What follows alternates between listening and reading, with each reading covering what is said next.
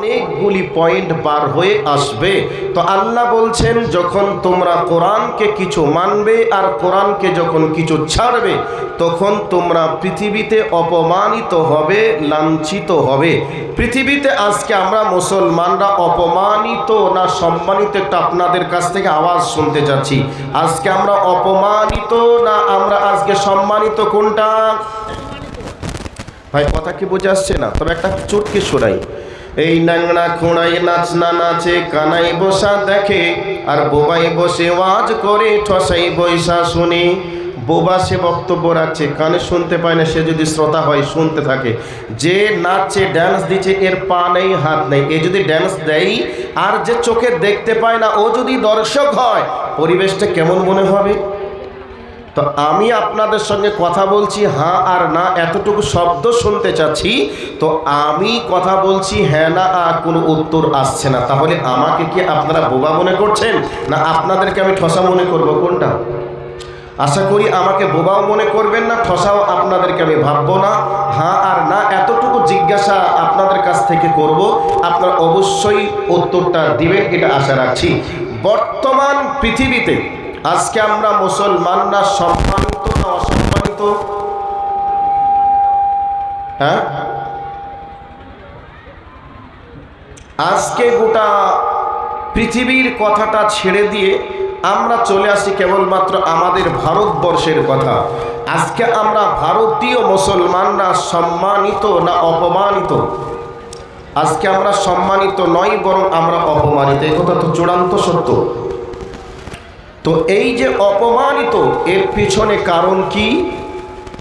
কারণটা যারা অপমান করছে, মারছে, অত্যাচার করছে, এই দোষটা কি তাদের, না দোষটা আমাদের? দোষটা তাদের নয়, বরং দোষটা আমাদের। কেন দোষটা আমাদের? আল্লাহ তো বলেই দিয়েছেন, যখন তোমরা কোরআনকে কিছু মানবে আর কোরআনকে যখন কিছু ছাড়বে, তখন তোমরা পৃথিবীতে অপমানিত হবে। তো কোরআনকে যদি আমরা পূর্ণাঙ্গ মেনে নিই, তাহলে অপমানিত হব না। আর কোরআনকে যদি কিছু ছাড়ি আর কিছু মানি, আমরা নিশ্চিত অপমানিত হব। এবার আপনাদের প্রশ্ন থাকবে বিবেকের কাছে, আপনাদের আপনারা বিবেক খাটিয়ে বলবেন যে আমরা ভারতবর্ষে মুসলমানরা সংখ্যায় কম আছি, এই জন্য আমাদেরকে মারছে, অপমানিত করছে। জি, মোটেও এ কথা, এ ধারণা ঠিক নয়। বলবেন কেন?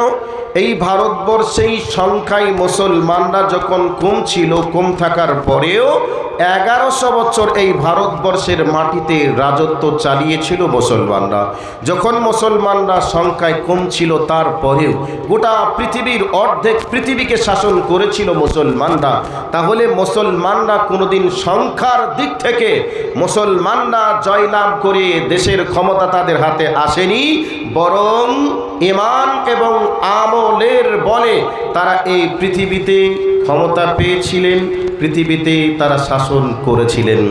এখন বর্তমান সময়ে আমরা যারা মুসলমান, আমাদের ঈমান নেই, আমাদের আমল নেই, এই অবস্থায় আমরা মার খাচ্ছি, অপমানিত হচ্ছি। একটা কোরআনের আয়াত থেকে আপনাদেরকে একটু হলেও দিশা দিতে পেরেছি। এবার 2 নম্বরে চলে যাচ্ছি, হাদিসের দিকে। আল্লাহর নবী বলেন, তারাকতু ফীকুম আমরাইনি লান তাযিল্লু মা তামাসসাকতুম বিহিমা, কিতাবাল্লাহি ওয়া সুন্নাতা রাসূলি। আল্লাহর নবী বললেন, হে আমার উম্মতেরা, আমি নবী তোমাদেরকে রেখে দুনিয়া থেকে চলে যাব, বিদায় হয়ে যাব। এই অবস্থায় নবীজি বললেন, হে আমার উম্মতেরা, আমি তোমাদের কাছে 2টি রাস্তা দেখিয়ে দেব। ওই রাস্তা দিয়ে চলতে চলতে ওই দুনিয়াকে অতিক্রম করে তোমরা জান্নাত পর্যন্ত পৌঁছে যেতে পারবে। একটা হলো আল্লাহর কোরআন আর একটা হলো আমি নবীর হাদিস।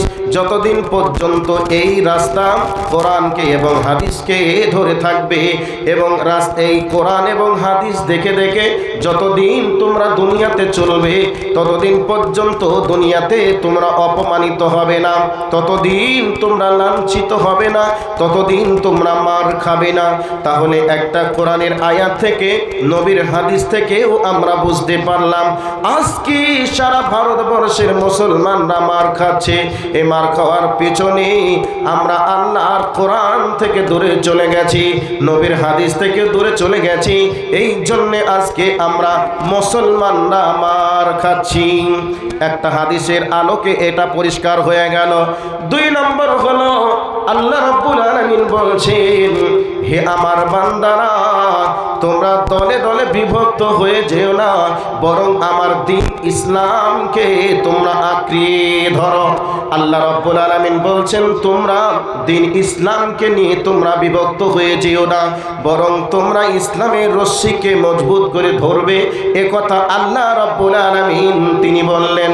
কিন্তু বন্ধুরা, বর্তমান সময়ে আমরা মুসলমান দাবি করার পরে আমাদের মুসলমানদের ভিতরে আজকে আমাদের ফাটল ধরে গিয়ে আমরা দলে দলে বিভক্ত হয়ে গেছি। এবার একটা কথা আপনাদেরকে বলে দেই, বানি ইসরাইল, এক কথায় যারা বানি ইসরাইল ছিল তাদের 72টা দল ছিল, 72টা গ্রুপ ছিল। তারপরে যারা খ্রিস্টান ছিল ওই খ্রিস্টানদেরও 72টা দল ছিল। এমতো অবস্থায় বিশ্বনবী আমার বলেন, আমার উম্মতদের দল হয়ে যাবে 73টা দলে বিভক্ত হয়ে যাবে। যাই হোক, ভবিষ্যৎবাণীর কথাটা একটু হলেও শুনিয়ে দিলাম।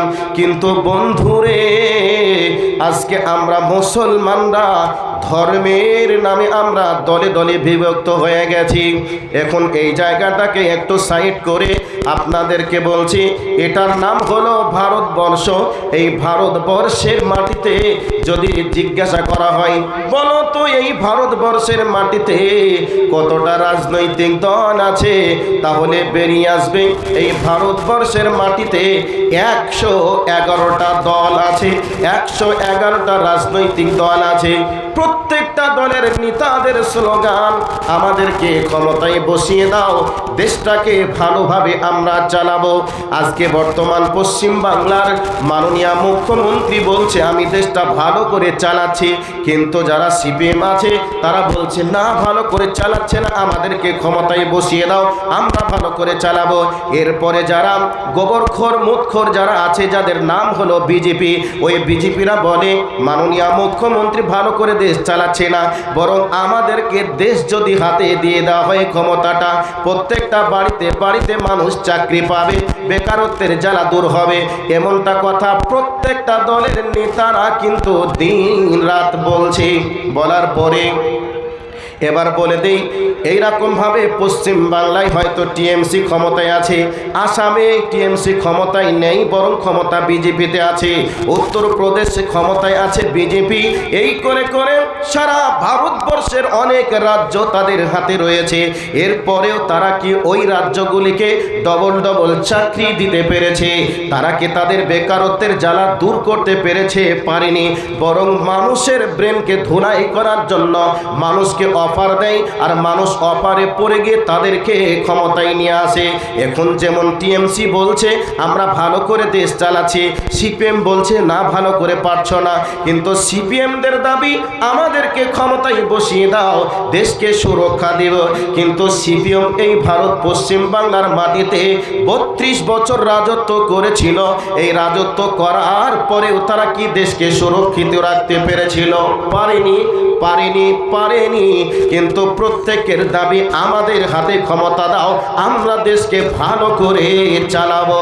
ঠিক তেমনি ভাবে এই পশ্চিম বাংলা নয়, তাম পৃথিবী জুড়ে ইসলামকে নিয়ে মাযহাবের নামে আজকে বিভিন্ন দল তৈরি করে নিয়েছে, বিভিন্ন মাযহাব তৈরি করে নিয়েছে।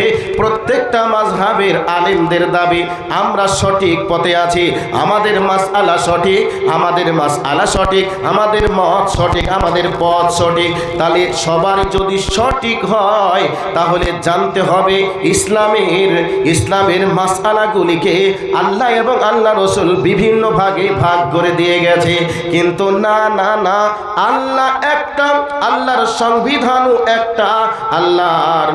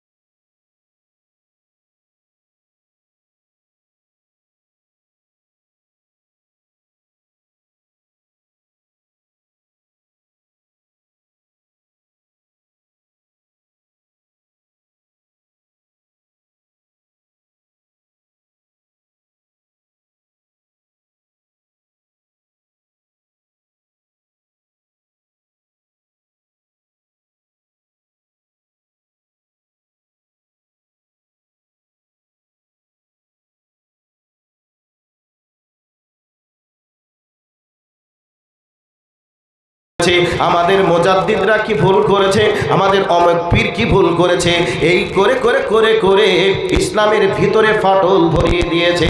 আর আমার আল্লাহ বলছেন ইসলামকে তোমরা এক প্ল্যাটফর্মে নিয়ে থেকো, দলে দলে বিভক্ত হয়ে যেও না। কিন্তু আমরা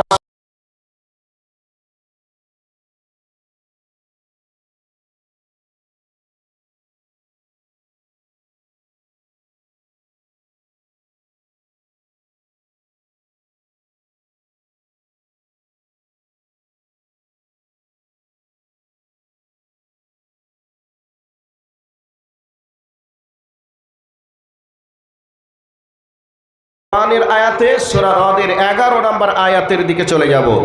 আল্লাহ রাব্বুল আলামিন বলেন, বিসমিল্লাহির রহমানির রহিম, ইন্নাল্লাহা লা ইউগাইয়িরু মা বিকাউমিন হাত্তা ইউগাইয়িরু মা বিআনফুসিহিম। আমার আল্লাহ বলেন, হে আমার গোলামের দলেরা, আমি কোনো জাতিকে, কোনো গোষ্ঠীকে, কোনো ব্যক্তিকে আমি ততক্ষণ পরিবর্তন করি না যতক্ষণ তারা তাদের পরিবর্তন না করে। তাহলে আল্লাহ কাউকে পরিবর্তন করেন না যতক্ষণ আমরা নিজেদের পরিবর্তন আমরা না করি। আমরা মুসলমান মানে আমরা নামাজি ছিলাম, মুসলমান মানে আমরা তৌহিদকে মেনে নিয়েছিলাম, আমরা মুসলমান মানে নবীর আদর্শকে মেনে নিয়েছিলাম, আমরা মুসলমান মানে নবীর সুন্নাতকে আঁকড়িয়ে ধরেছিলাম, আমরা মুসলমান মানে আমাদের সম্পর্ক মসজিদের সঙ্গে, এই করে করে ইসলামের নীতি আদর্শের উপরে আমরা মুসলমানরা ছিলাম। বর্তমান সময়ে আমরা যারা মুসলমান, ভোটার কার্ড, আধার কার্ড, প্যান কার্ড, পাসপোর্টে মুসলমান, আল্লাহর খাতায় রসুলের হাদিসের আলোকে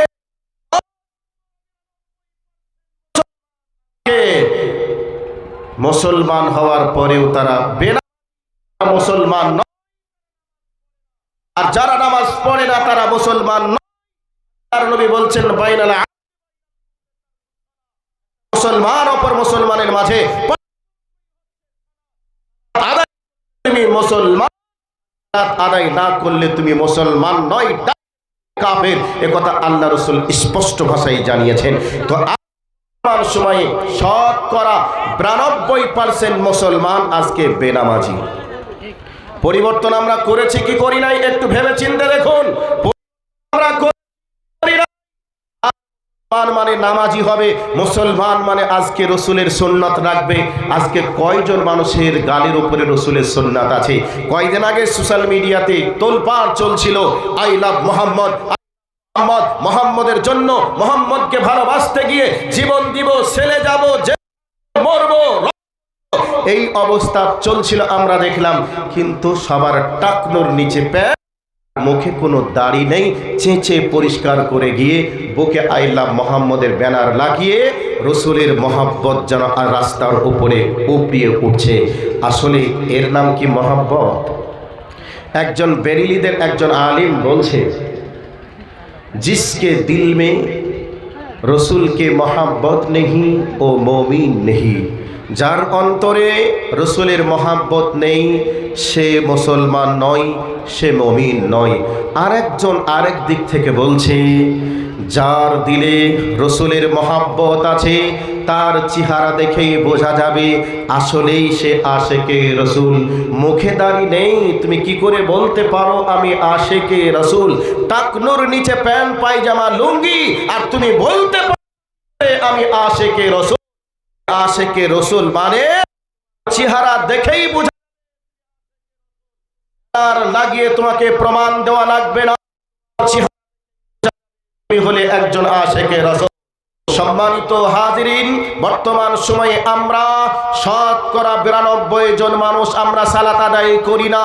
বর্তমান সময়ে আমাদের সম্পর্ক মসজিদের সঙ্গে নয়, আমাদের সম্পর্ক হলো ক্লাবের সঙ্গে। বর্তমান মানে এক সময় মুসলমানদের সম্পর্ক ছিল আলেম ওলামা, প্রজন্মের সন্তানদের সম্পর্ক হচ্ছে রাজনৈতিক দলের অপবিত্র নেতাদের সঙ্গে। মাওলানা মসজিদের ইমাম, মাদ্রাসার শিক্ষক দিনের জন্য গাইড দেবে, আদর্শ সমাজ তৈরি করার জন্য। এই অবস্থাটাকে ছেড়ে দিয়ে আজকে রাজনৈতিক দলের নেতাদের পিছনে এই অবস্থায় তুমি কলম না ধরে, খাতা না ধরে তুমি মদের বোতল ধরেছো, সাথে একটা পিস্তল নিয়ে তুমি দাদাগিরি করতে শুরু করেছো। আর এই অবস্থায় তুমি বলবে আই লাভ মোহাম্মদ, আসলেই তুমি মোহাম্মদের প্রেমিক নয়, শয়তানের প্রেমিক। শতকরা 92 জন নামাজ পড়ে না। মানুষের আজকে টাকনুর নিচে প্যান্ট, যেই প্যান্ট, যেই লুঙ্গি, যেই পায়জামা পরলে তার নবী বলেছে কিয়ামতের ময়দানে আল্লাহ তার দিকে রহমতের নজরে তাকাবেন না। রহমতের নজরে না তাকার জন্য কি জান্নাত কপালে জুড়বে? অসম্ভব, জুড়বে না। তাহলে কেমন করে আপনি থাকতে পারেন টাকনুর নিচে প্যান্ট পায়জামা পরে? আপনি যে একজন মুসলমানের সন্তান, আপনাকে দেখে বুঝবো কি করে? প্যান্ট লুঙ্গি খুলে দেখবো? সম্মানিত উপস্থিতি, মার খাওয়ার কারণগুলি বলতে বলতে এই জায়গায় এসেছি। আল্লাহ সুবহানাহু ওয়া তাআলা বলেন, তোমরা তোমাদের পরিবর্তন যতক্ষণ না করবে আমি তোমাদের পরিবর্তন করব না। তবে শুনে রেখে দাও, আমি যদি তোমাদেরকে মারার জন্য, তোমাদেরকে সাইজ করার জন্য চিন্তা ভাবনা করি, তোমাদের ক্ষতি সাধন যদি আমি করে থাকি, পৃথিবীর কোনো মায়ের বেটার ক্ষমতা নেই তোমাদেরকে ওই ক্ষতির হাত থেকে বাঁচাতে। সম্মানিত উপস্থিতি, আমরা আগে আলেম ওলামাদের মুখে শুনতাম যে মুসলমান জুম্মার খুতবার মধ্যে দাঁড়িয়ে বলতেন, হে মুসলমান, তোমরা যদি কোরআন ছেড়ে দিয়ে ইচ্ছা যদি চলো, আল্লাহ তোমাদের জন্য অত্যাচারী শাসক নিযুক্ত করবেন, তোমাদেরকে পিটাবে। এ কথা আমরা আলেম ওলামাদের মুখ থেকে আমরা শুনেছিলাম। কিন্তু আজকে অত্যাচারী শাসক যেন আমাদের বাড়ির আঙিনাতে অস্ত্র নিয়ে দাঁড়িয়ে, এরপরেও আমরা আল্লাহকে ভুলে, রসুলকে ভুলে এখনো পর্যন্ত আমরা যেন দলাদলিতে বিভক্ত হয়ে আছি। কেউ আমরা বলছি তৃণমূল, কেউ আমরা বলছি সিপিএম, কেউ আমরা বলছি আমি বিজেপি, কেউ আমরা আরএসপি। এই নিয়ে এখনো পর্যন্ত আমাদের ভাবনা চিন্তা চলছে। কথাটা ঠিক বলছি না ভুল বলছি? সম্মানিত উপস্থিতি, এই যেন আমাদের চলছে।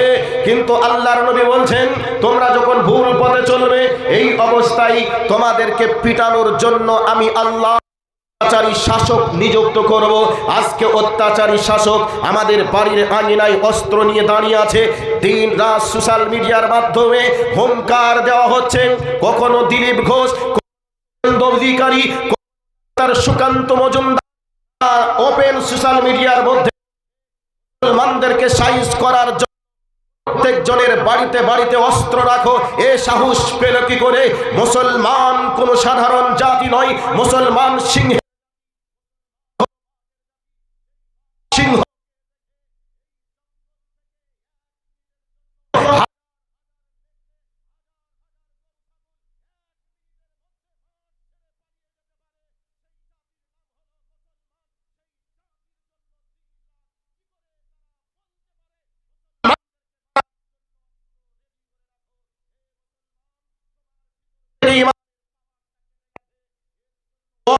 সুকান্ত সুকান্ত মজুমদার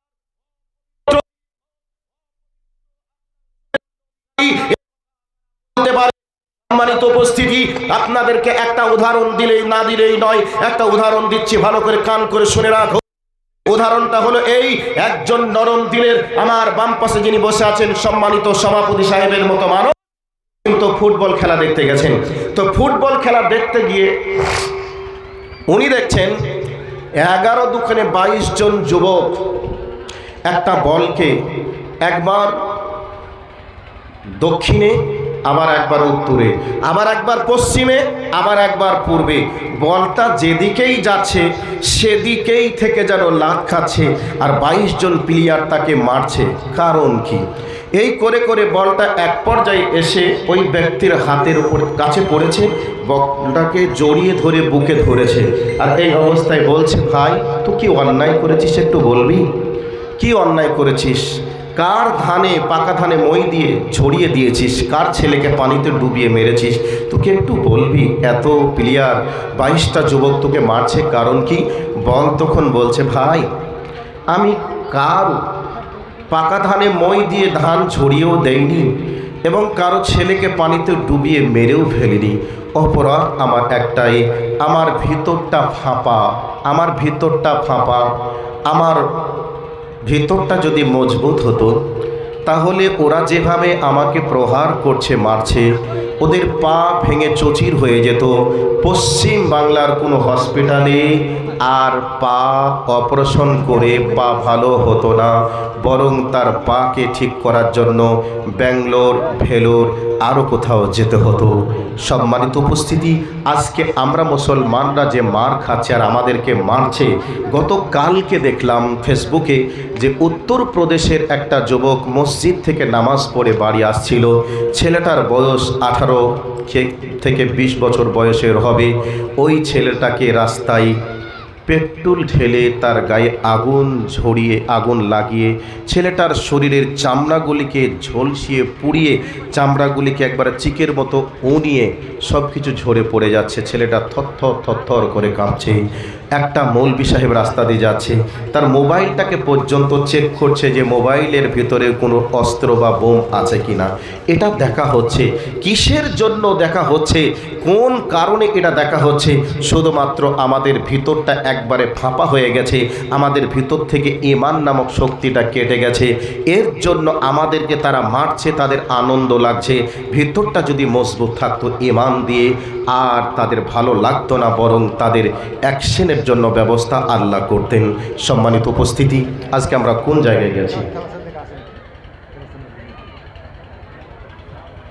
তো ভাইয়া শেষ কটায় আমার 9:30, ঠিক আছে, ওটা হয়ে যাবে ইনশাল্লাহ। 9 হলো। তো আজ বর্তমান সময়ের পজিশনটা এই। এবার আপনাকে বলছি একটা ঘটনা শোনাই। হযরতে সাদ বিন আবি ওয়াক্কাস রাদিয়াল্লাহু তাআলা আনহু সাহাবীদেরকে নিয়ে দ্বীনের দাওয়াত দেওয়ার জন্য চললেন। যেতে যেতে সামনে পড়ল নদী। এই অবস্থায় সাহাবীদেরকে জিজ্ঞাসা করলেন, তোমরা কি ইসলামের দাওয়াত এখানেই সীমাবদ্ধ রাখতে চাও, নাকি ইসলামের দাওয়াতে নদীর ওপারেও নিয়ে যেতে চাও? সাহাবীরা বললেন, আপনার আদেশ, তবে আমাদের মন বলছে ইসলামের দাওয়াত নদীর ওপারেও নিয়ে যেতে চাই। এই অবস্থায় হযরতে সাদ বিন আবি ওয়াক্কাস বললেন, ঠিক আছে, আমার সঙ্গে তোমরা সকলেই নদীতে ঝাঁপ দাও। হযরতে সাদ বিন আবি ওয়াক্কাস তিনি নেতা, আগে আগে চললেন নদীর পানির স্রোতকে অতিক্রম করে নদীর এপার থেকে ওপারে। এবার মানুষজন যা ছিল সবাই পার হয়ে চলে গেল। একজন সাহাবী বলছেন, ইয়া রাসূলুল্লাহ, আমার কাছে একটা পানি পান করার পাত্র ছিল, নদীর স্রোত এসে ওই পানি পান করার পাত্রটা যেন হারিয়ে গেল। হযরতে সাদ বিন আবি ওয়াক্কাস বললেন, কারো কিছু হারিয়ে গেছে, নদীর পানি কারো কিছু নিয়ে গেছে কিনা তোমরা দেখো। শেষকালে বললেন, ইয়া রাসূল, হে সাদ বিন আবি ওয়াক্কাস, কিচ্ছু যায়নি, শুধু আমার পানি পান করার পাত্রটা চলে গেছে। এই অবস্থায় সাদ বিন আবি ওয়াক্কাস বললেন, নদীর পানির স্রোত কোনোদিন মুজাহিদদের কোনো জিনিসকে গ্রহণ করতে পারে না, অচিরাই তা ফেরত আসবে। তোমরা দেখে নাও, পানির একটা স্রোত আসলো, ওই স্রোতে সেই পানি পার করার পাত্রটা যেন ফিরে পেল। এই হলো সাহাবীদের ইতিহাস। এবার চললেন আফ্রিকার জঙ্গলি মানুষদের কাছে। আফ্রিকার জঙ্গলি মানুষদের কাছে যাওয়ার পরে বললেন, হে আফ্রিকার মানুষেরা, আমরা হলাম রসুলের সাহাবী, আমরা দ্বীন ইসলামের দাওয়াতের জন্য এসেছি, অতএব তোমাদেরকে কালেমার দাওয়াত দিতে এসেছি, তোমরা কি বলছো বলো। এই অবস্থায় আফ্রিকার জঙ্গলি মানুষেরা বলল, ওগো নবীর সাহাবীরা, তোমরা শোনো, আমাদের যারা নেতা তারা তো নেই, অতএব নেতাদের সঙ্গে কথা যদি বলতে হয় তাহলে তোমাদেরকে আজকে রাত থাকা লাগবে, আগামীকাল তোমাদের সঙ্গে আমাদের আলোচনা হবে। এই অবস্থায় সাহাবীদেরকে বলে দেওয়া হলো, তোমরা ওই জায়গাতে অবস্থান করবে।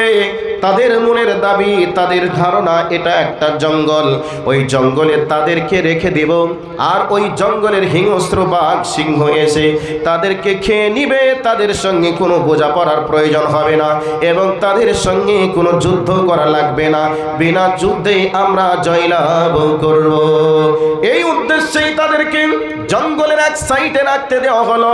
সাহাবায়ে কেরাম আলাইহিম আজমাইনরা আরাম করার জন্য সেখানে থাকবেন। এই অবস্থায় হযরতে সাদ বিন আবি ওয়াক্কাস একটা স্টেজ তৈরি করলেন, মঞ্চ তৈরি করলেন। ওই মঞ্চের উপরে উঠেন, এবার তিনি বক্তব্য শুরু করলেন, ইয়া আইয়ুহাল হাশারাত। হযরতে সাদ বিন আবি ওয়াক্কাস এইভাবে বক্তব্য শুরু করলেন, হে জঙ্গলের হিংস্র প্রাণী, তোমরা যারা আছো তোমরা শুনে নাও, আমরা হলাম রাসূলের সাহাবী, কালেমাকে প্রচার করার জন্য, আল্লাহর দ্বীনের দাওয়াত দেওয়ার জন্য আমরা এখানে এসেছি। আফ্রিকার জঙ্গলি মানুষেরা আমাদেরকে এখানে থাকার জন্য জায়গা দিয়েছে, অতএব আমরা এই জায়গায় অবস্থান করব। তোমরা এই এলাকা ছেড়ে নিজ নিজ বাচ্চা যার যার আছে সবাই জানো, তোমরা নিজ নিজ বাচ্চাদেরকে মুখে নিয়ে তোমরা চলে যাও এলাকা ছেড়ে, আমরা এই এলাকায় অবস্থান করব। এই যখন বক্তব্য শুরু করে দিয়েছে অবস্থায় জঙ্গলি মানুষেরা মনে মনে ভাবলো, এর থেকে পাগল আবার কে হয়? হিংস্র জঙ্গলি মানে জঙ্গলের হিংস্র প্রাণীরা নাকি আবার মানুষের কথা বুঝে, মানুষের কথা নাকি শোনে, এইরকম ভাবনা চিন্তা তাদের মনে। কিন্তু হযরতে সাদ বিন আবি ওয়াক্কাসের বক্তব্য দেওয়ার পরে, রেড অ্যালার্ট জারি করে দেওয়ার পরে সঙ্গে সঙ্গে জঙ্গলি মানুষেরা দেখলো বাঘের কাতারে বাঘ, যার বাচ্চা ছিল বাঘের বাচ্চারা মুখে নিয়েছে, সাপের কাতারে সাপ, সিংহের কাতারে সিংহ, হাইনালের কাতারে হাইনাল, একের পর এক সবাই যেন নিজ নিজ বাচ্চাগুলিকে মুখে নিয়ে সাহাবীদের এলাকা ছেড়ে, জঙ্গল ছেড়ে দিয়ে তারা চলে গেল সাহাবীদের এলাকাকে ক্লিয়ার করে দিয়ে।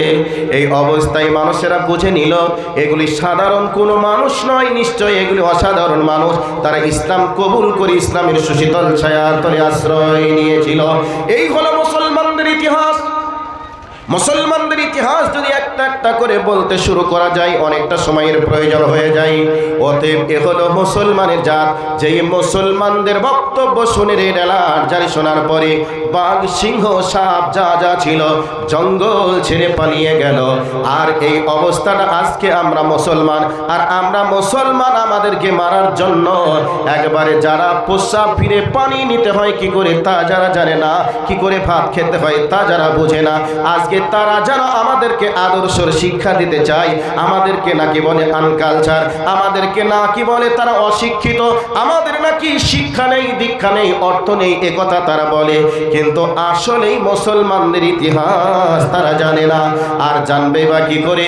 বর্তমান আমরা যারা মুসলমান আজকে ইসলাম এবং ঈমান থেকে আমরা দূরে চলে গেছি, আর আমাদেরকে দেখে তারা আমাদের ইসলামকে কম্পেয়ার করতে চায়। আমার ভাই, আমার বন্ধুরা, আপনাদেরকে এই জায়গা থেকে একটা দিশা দিতে চাই। আজকে আমরা মুসলমানরা যদি কোরআন এবং হাদিসের প্ল্যাটফর্ম তৈরি করতে পারতাম, তাহলে পৃথিবীর কোনো শক্তি ছিল না মুসলমানদেরকে চোখ গরম করে তাকিয়ে কথা বলবে। গরম করে তাকিয়ে কথা বলার সুযোগ পায় শুধুমাত্র ইসলাম থেকে দূরে চলে যাওয়ার কারণে। আর ইসলাম থেকে দূরে চলে যাওয়ার কারণে রবের পক্ষ থেকে আমাদের উপরে কোনো সাহায্য নেই, কোনো সাহায্য নেই, কোনো মদদ নেই। এখন আমরা যদি ইসলামের দিকে ফিরে আসি, আল্লাহ রাব্বুল আলামিন আমাদের উপরে সাহায্য করবে। যারা অত্যাচার করার চিন্তা ভাবনা করবে, ওই নাপাকগুলিকে পানি দিয়ে ডুবিয়ে শেষ করতে আল্লাহ রাব্বুল আলামিনের সময় লাগবে না। এই জায়গাটা একটু সাইড করে দিলাম, অল্প সময় এসে গেছে। আর আপনাদেরকে বলি, বিশ্বনবী জনাবে রাসূলুল্লাহ সাল্লাল্লাহু আলাইহি ওয়াসাল্লামের আরেকটা ভবিষ্যৎবাণীর কথা শুনিয়ে দেই। আল্লাহর নবী বলছে, আমার উম্মতদেরকে এমন একটা সময় আসবে, ওই সময়ে আমার উম্মতদেরকে মারবে, কাটবে, পিস পিস করবে। এই অবস্থাটা কখন হবে? আমার উম্মতদেরকে মারার জন্য গোটা পৃথিবীতে যত জাতি থাকবে তারা সকলে বসে একটা সিদ্ধান্ত গ্রহণ করবে, আর ওই সিদ্ধান্তের উপরে মুসলমানদেরকে মারার জন্য তারা চক্রান্ত তৈরি করবে। ভাইয়া, আপনাদের আজকে বাৎসরিক জলসা। এই জলসাতে আমরা 5 জন মেহমান এসেছি। 5 জন মেহমানকে বিভিন্ন রকমের ফল ফ্রুট দিয়ে টিফিন দিলেন, নাস্তা দিলেন।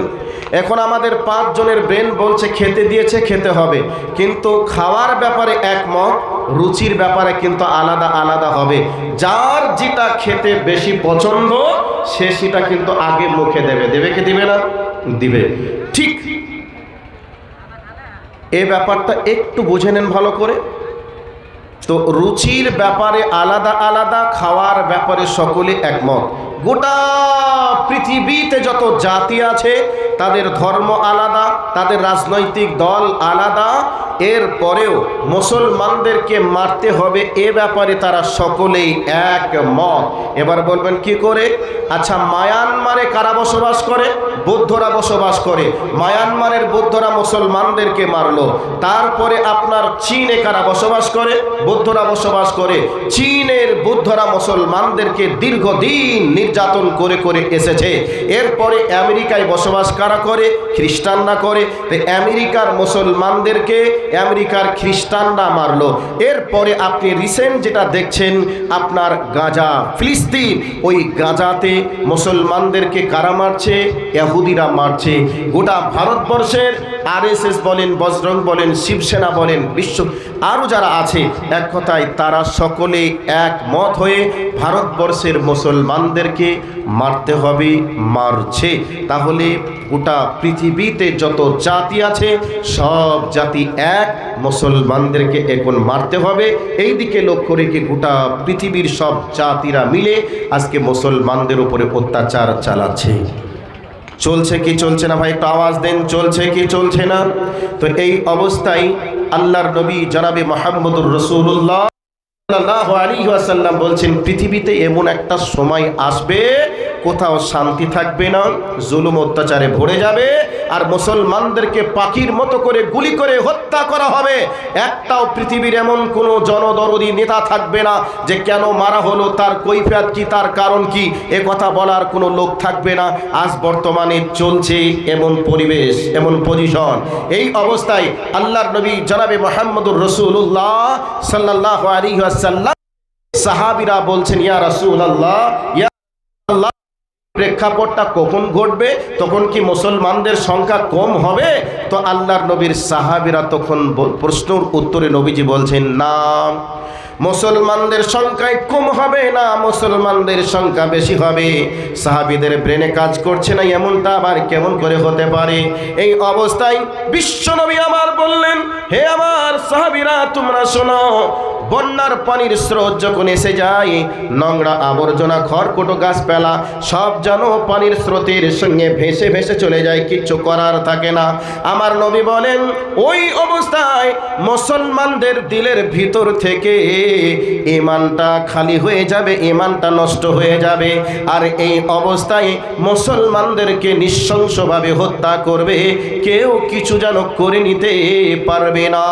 আল্লাহ তারপরে আর একটা পয়েন্ট দিলেন, ওই পয়েন্টটাই একটা নয়, দুইটা পয়েন্ট আল্লাহর নবী বলছেন আমার উম্মতদেরকে এই রোগটা যখন ধরে নেবে হুব্বুদ দুনিয়া ওয়া কারাহিয়াতুল মাউত, আল্লাহর নবী বলছেন যখন আমার উম্মতদেরকে দুনিয়ার মহাব্বতে গ্রাস করে নেবে তখন আমার উম্মতদেরকে পিটানি শুরু করবে।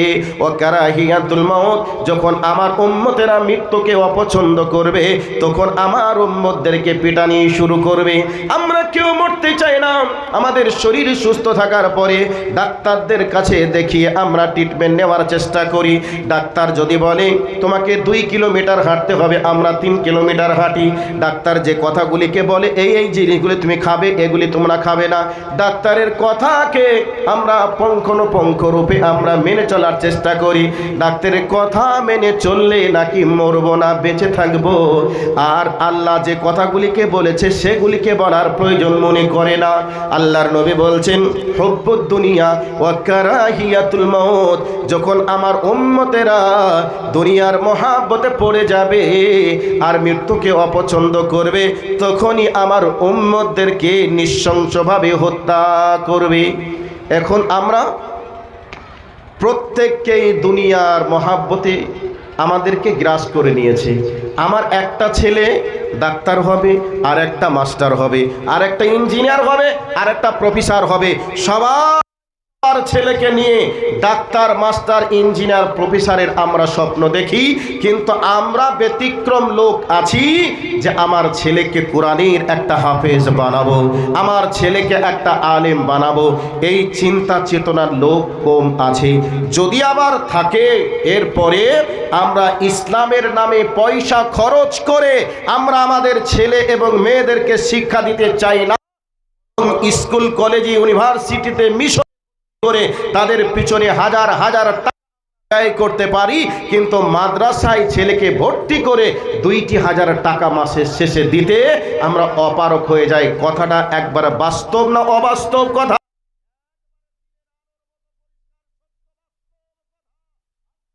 গুলি তৈরি হয়েছে 2 বছর 3 বছর বিল্ডিং গুলি, আলিশান বিল্ডিং, আমার আর আপনার টাকাতে চলে, আমার আর আপনার তৈরি। তো মাদ্রাসা যখন তৈরি হয়েছে আজকে 10 বছর পূর্বে, 6 বছর পরে মাদ্রাসা ছিল তেমন লোকের বাড়িতে বাড়িতে ভিখারির মতো ভিক্ষা করে করে নিয়েছে। মাদ্রাসা আজ বর্তমান সময়ে চলছে, চালাচ্ছে। মাদ্রাসার দিনের দায়িত্ব থেকে উঠে মাদ্রাসাগুলিকে আর চলবে?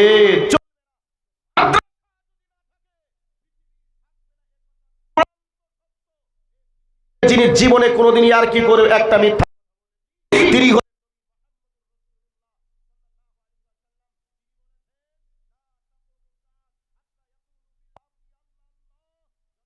পর্যন্ত কিয়ামত কোন পর্যন্ত আমার এই জমিনে, আল্লাহর এই জমিনে একটা আল্লাহ বলা লোক থাকবে।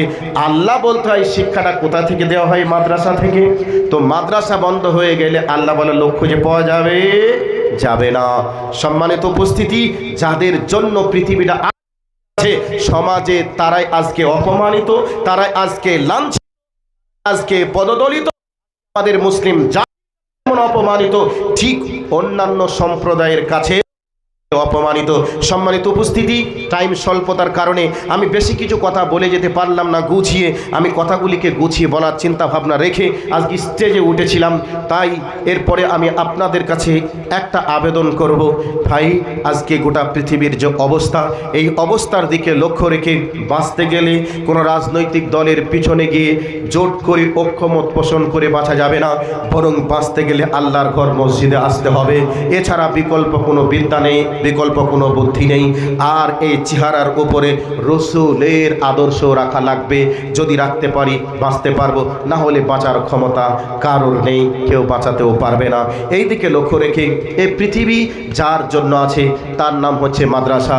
এই মাদ্রাসার জন্য আমি আপনাদের কাছে চাইব, কেউ কি এমন একজন বলবেন যে মাওলানা মাদ্রাসা আছে, দুনিয়া আছে, মাদ্রাসা যদি বন্ধ হয়ে যায় তাহলে আমার গাড়িতে আর এসিটা চলবে না, বাড়িতেও এসি আর থাকবে না, আর আমি যে আজকে টাকা পয়সা নিয়ে বড়াং করি অহংকার করি, এগুলা তো কিচ্ছু থাকবে না। তবে মাদ্রাসা যে এতটা গুরুত্ব আমি জানতাম না। তবে এই মাদ্রাসার জন্য আমি 10,000 টাকা দিলাম, কেউ বলবেন একজন আমি 5,000 টাকা দিলাম। এই জন্য আপনাদের কাছে অন্তর থেকে অনুরোধ জানাবো,